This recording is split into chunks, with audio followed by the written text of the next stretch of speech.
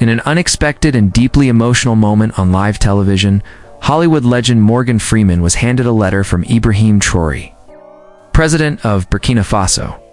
As Freeman began to read, the studio fell silent.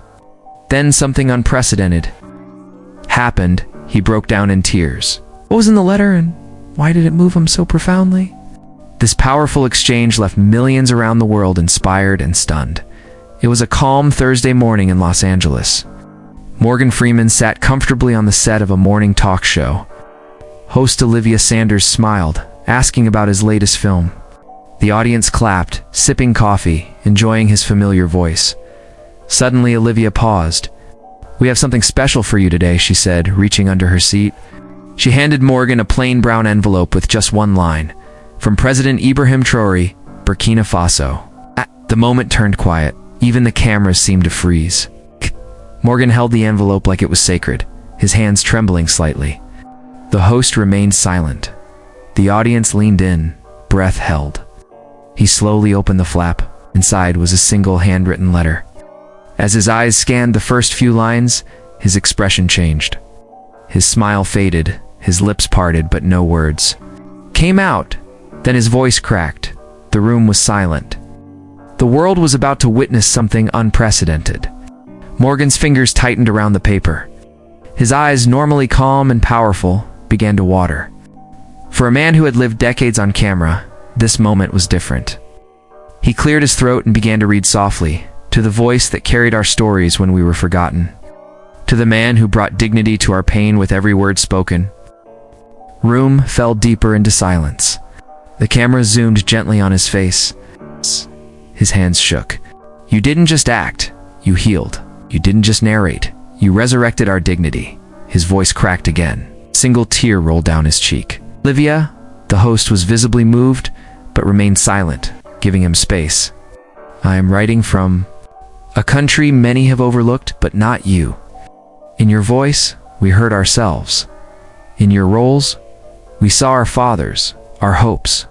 Morgan stopped. He couldn't read further, dropped the letter onto his lap, and covered his face with both hands. The man who narrated the world's pain was now living his own moment of raw truth, all because of a letter from an unexpected president. For several seconds, no one spoke. Then a soft sob came from the audience. A woman in the front row had tears streaming down her face. Another man beside her held his chest, visibly moved. Morgan tried to compose himself, wiping his face gently with a handkerchief. I wasn't ready for this," he whispered, his voice trembling. This is different." He looked up at Olivia, eyes still wet. "I've received awards, standing ovations, honorary degrees, but no letter, no gesture has ever done this to me." The host reached for his hand, not to comfort a guest, but to connect with a human soul unraveling in real time. Olivia turned to the camera and said softly, "You just witnessed something real, something rare, a message from one leader to another, across oceans, across time." Behind the scenes, producers were frozen. No one dared cut to commercial. Online, the clip was already going viral. People were reposting it with a simple caption, "Morgan Freeman cries on live TV, and we cried with him." But what was in the rest of the letter? That mystery was only just beginning. That night, Morgan Freeman didn't sleep. The letter stayed open on his nightstand, beside a dim lamp. He read it over and over, each time slower. There was a paragraph he hadn't read on air, too personal, too intense. "I grew up in a small village in northern Burkina Faso," the letter read. "We had no running water, no electricity, but once a month, a truck would come with a generator and a screen, and we watched movies." Morgan paused, hand over his chest. "The first voice I ever heard in English was yours. I didn't understand the words, but I felt them." Tears welled up again. The next morning, Morgan called the show's producers. "I want to finish reading the letter on air," he said. Back at the studio, the producers hesitated. It wasn't scheduled, not part of the promo tour. But after seeing the online reaction, millions of views overnight, they said yes. Morgan would return to finish what began. But neither he nor the world was ready for what came next. The studio was packed, cameras ready, No music, no intro, just silence. Morgan Freeman walked onto the stage with the letter in hand. No script, no teleprompter. Olivia greeted him, but he just nodded, looked at the audience, and began. This letter is not just for me, it's for all of us. He read the next part aloud. When I became a soldier, I carried your words in my heart.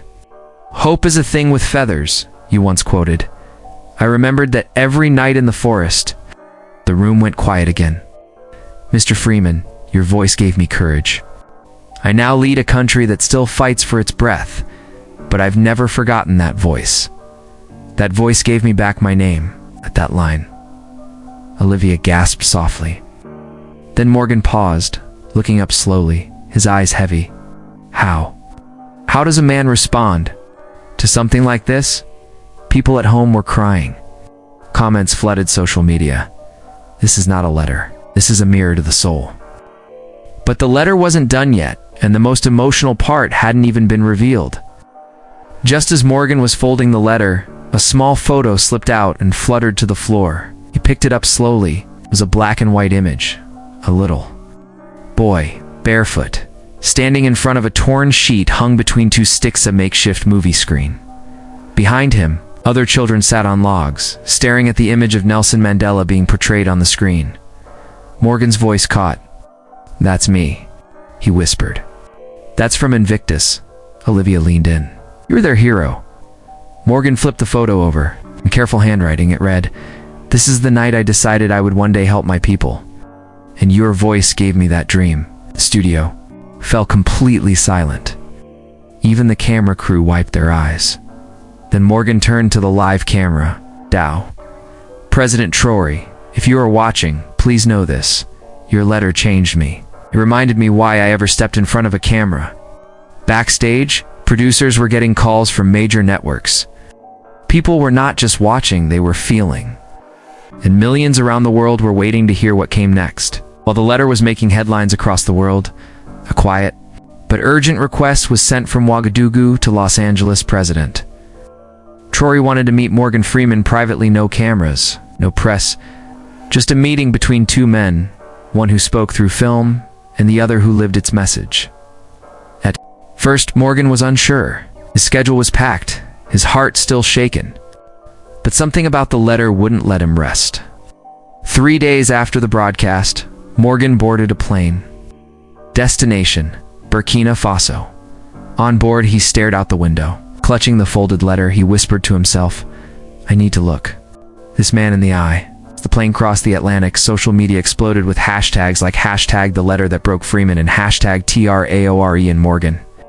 But none of them knew this journey was about to uncover something far deeper, something buried in Morgan's own past, something he never told the world.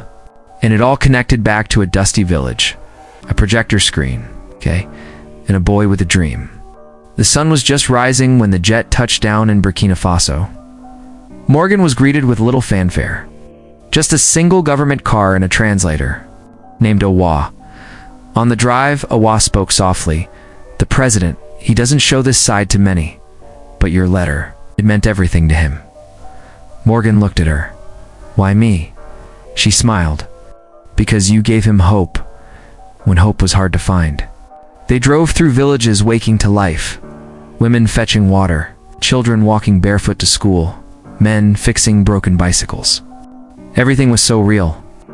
When they arrived at the presidential compound, Ibrahim Traoré was already waiting. He wore no suit, no medals, just a plain shirt and calm eyes.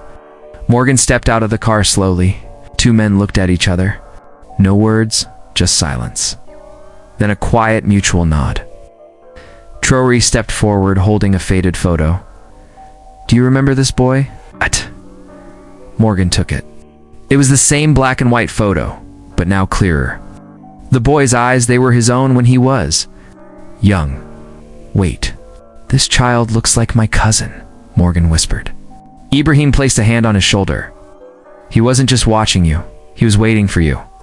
Inside the compound, the president led Morgan to a quiet garden. No bodyguards, no aides.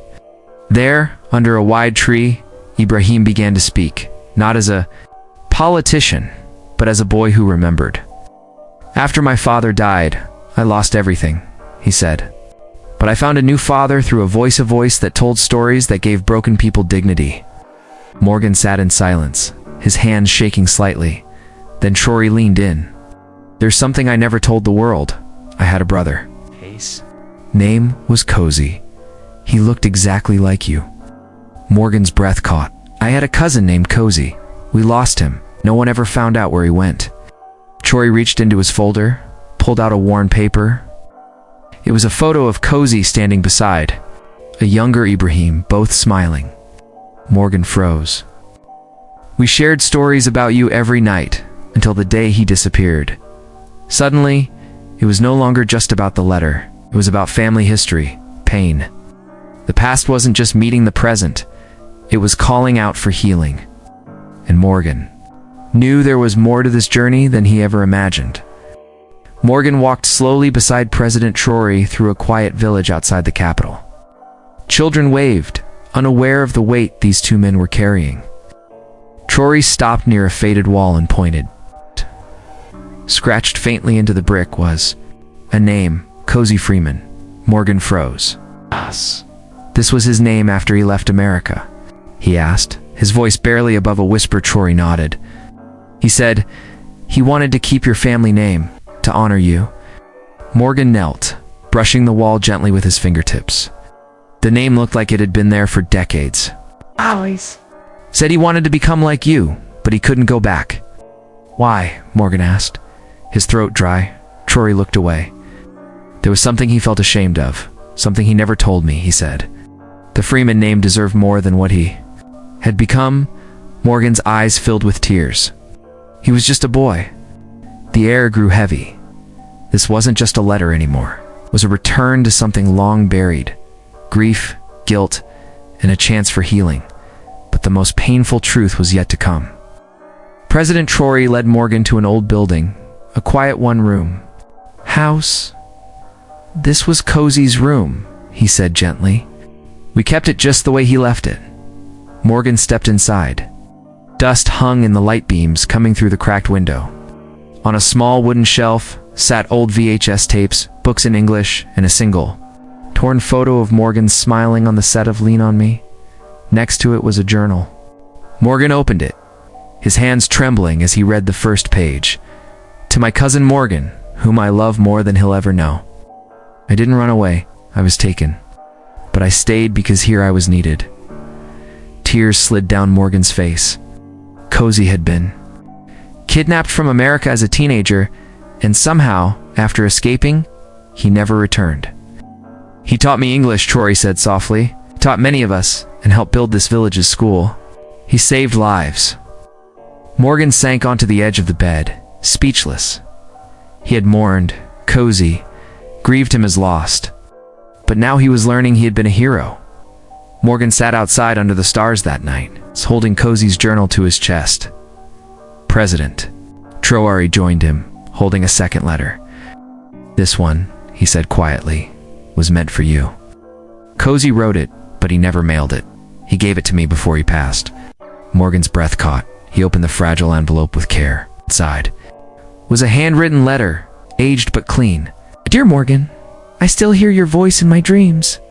When things got hard, I thought about your roles, your power. You gave me the courage to stay and help. I may have disappeared from your world, but you never disappeared from mine. I hope one day you'll come here and see what your voice helped build. With love, your little brother, Cozy. Morgan broke. He wept, not with shame, but with gratitude, pain, and love, tangled all at once. For the first time, the silence he'd carried for years had been broken, and the journey was not yet over. Morgan and Traoré sat in the courtyard under a dim lantern. The letter from Cozy still lay on Morgan's lap, as if his cousin had just spoken. Traoré said gently, Cozy never stopped helping, even after he fell ill. Morgan looked up sharply. He was sick. Traoré nodded. Malaria. He refused to leave the village. He said his story had to end where it started, with the people. Morgan held back tears. He died here. Traoré handed him another item, a faded photograph. Cozy, smiling weakly, surrounded by children holding books. "He taught them to read using your movie scripts," Traoré said with a smile. "Shawshank Redemption, Invictus." They knew every line. Morgan's heart clenched. He had always believed fame was his greatest legacy. Now he saw otherwise. It wasn't the roles he played on screen, but the hope his voice gave to someone the world had forgotten. And in that hope, Cozy found his purpose. And now, maybe Morgan had found his too. But Traoré had one more surprise, a promise, waiting to be fulfilled. The next morning, Morgan was taken deep into a rural community. Children followed the car, waving and smiling. The energy was contagious. They stopped near a dusty path. Ahead stood a small school building, freshly painted. Above the entrance, a hand-carved sign read, "Cozy Freeman Community School for Hope." Morgan's hands flew to his mouth. Traoré stepped beside him and said softly, "This school exists because of him and because of you." Morgan stepped inside. Walls covered in student drawings. A classroom filled with laughter and voices reading in English. A teacher greeted him and handed him a notebook. Inside were messages from students. "Dear Morgan Freeman, thank you for making my teacher dream big. Your voice helped us believe," Cozy said. "You were a king.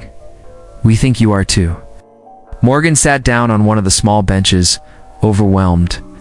He never expected that his legacy would live here in Burkina Faso, in this small school built from sacrifice, brotherhood, and a love that stretched across continents.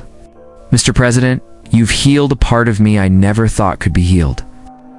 Before Morgan's flight home, Traoré invited him to a small evening gathering with the villagers. There were no cameras, no press, just people.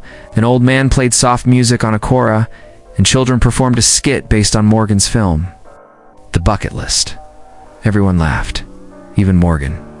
At the end, Traoré stood and held a wooden box carved with West African patterns.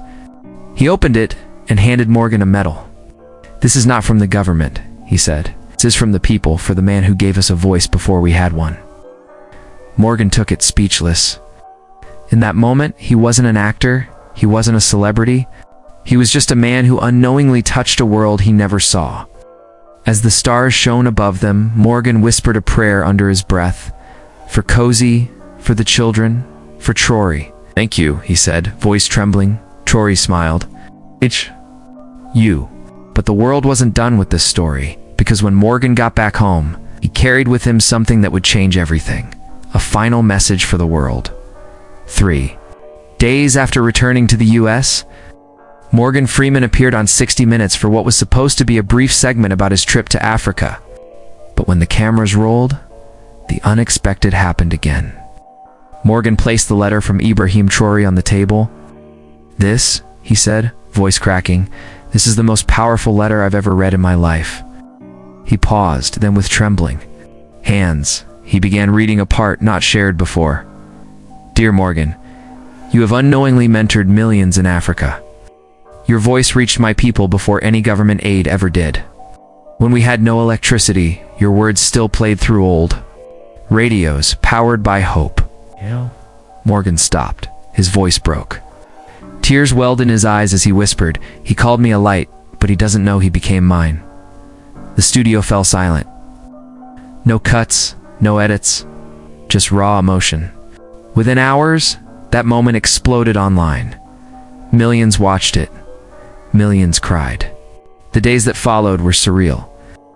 Major news outlets picked up the story, where #Freeman and trended globally. Schools began requesting copies of the letter. Oprah, moved by the broadcast, called it a masterclass in humanity. Emails flooded Morgan's inbox from teachers in South Africa, youth leaders in Brazil, even prison chaplains in the US. Each one echoed the same truth. This letter didn't just speak to Morgan Freeman, it spoke to all of us. Donations poured in to support the Cozy Freeman School in Burkina Faso. In just 48 hours, it raised enough to build 3 more schools across the region. And then came a surprise. Ibrahim Traoré released a short video, no suit. No flags, just him standing beside school children under the setting sun. "This is not a story about one man," he said. "It's about all of us. about choosing compassion even when no one is watching. Let's build more light together. His calm words echoed around the world. He didn't ask for praise, but the world gave it anyway, not as a politician, but as a humble servant of the people. 1 week after the letter was first read, Morgan Freeman returned to his quiet home in Mississippi. He placed the letter inside a glass frame above his writing desk. But he didn't stop there. He announced a new foundation, the Cozy Project, Stories That Heal. Its mission: to fund education and storytelling initiatives in underserved African communities. The first partner, the Office of the President of Burkina Faso. And in his first live stream event for the project, Morgan looked directly into the camera and said, "But I was wrong." It was in a letter from a man who saw the world not as it is, but as it could be. Then he smiled softly. And it all began with a boy named Cozy and a leader named Ibrahim Traoré. The screen faded to black with one final image, a candle being passed from one child to another across the globe. If this story touched your heart, please take a second to like this video, subscribe to this channel, and drop a comment below telling us how it made you feel. Was it the letter? The school? The tears? We want to hear it all. Let's fill the comments with light together. Let's keep this legacy alive. Remember, sometimes the smallest letter can spark the biggest change.